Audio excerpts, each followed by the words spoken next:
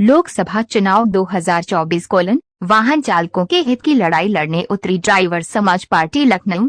Driver समाज party ने बुधवार को राजधानी के यूपी प्रेस क्लब में प्रेस वार्ता करते हुए केंद्रीय सरकार का ध्यान चालकों की समस्याओं पर केंद्रित किया। ढेर सारी जयंती को मनाए और आप सभी का पत्रकार बंधुओं का बहुत बहुत स्वागत अभिनंदन है कि आज लखनऊ में आप लोगों के द्वारा प्रेस वार्ता हो रही है और आप लोगों के माध्यम से जो संदेश जिस समाज से हम जुड़े हैं जाएगा तो एक अच्छा संदेश जाएगा, जिसके लिए आप लोगों से मैं अनुरोध करूंगा कि उन्हें जागरूक करें और उनका जो अधिकार है, जो हक है, वो किसी न किसी तरीके से उन्हें दिलाया जा सके। तो ये पहले वाहन चालक कल्याण संगठन एक समिति थी जिसको ड्राइवर समाज पार्टी में तब्दील किया गया है, जिसको कन्वर्ट कर दिया गया है ड्राइवर समाज पार्टी के नाम से। 25 फरवरी को इसका गठन किया गया कमेटी का और 15 मार्च को इलेक्शन कमीशन दिल्ली को फाइल बना के दे दी गई।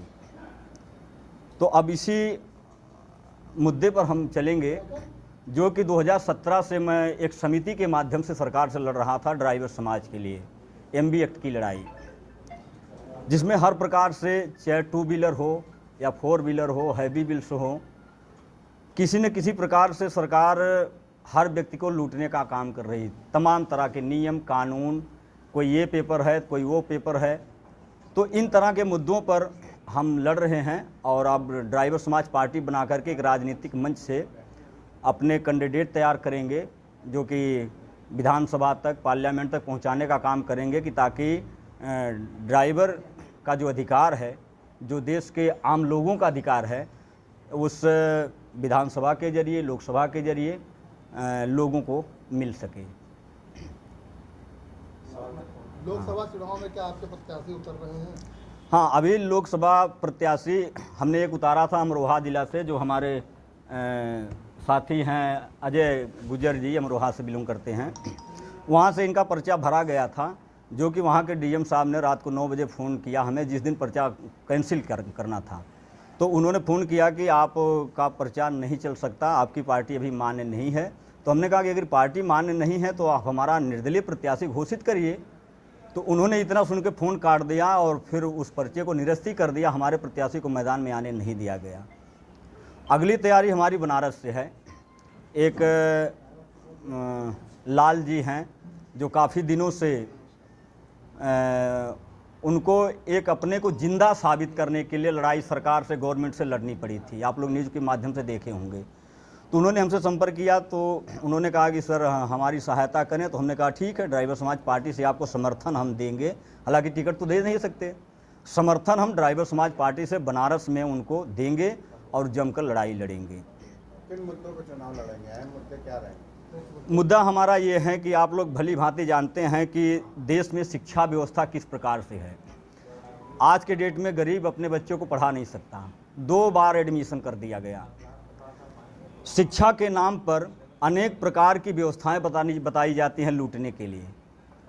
आप लोग इससे पहले देखे होंगे कि 100 रुपये महीने फीस, 50 रुपये महीने फीस। आज के डेट में अगर किसी भी विद्यालय में पढ़ाने जाते हैं तो उन विद्यालयों की फीस 500, 700, 1000 इस तरह के सिस्टम बना करके लूट मचाई जा रही है। और जो बाकी ऊपर की पढ़ाई है ग्रेजुएट की, हमने तो वहाँ तक नहीं पढ़ा है, लेकिन सुना है कि कहीं से 15 लाख का एडमिशन है, तो कहीं पे 20 लाख का भी एडमिशन है, कहीं पे 2 लाख का एडमिशन है।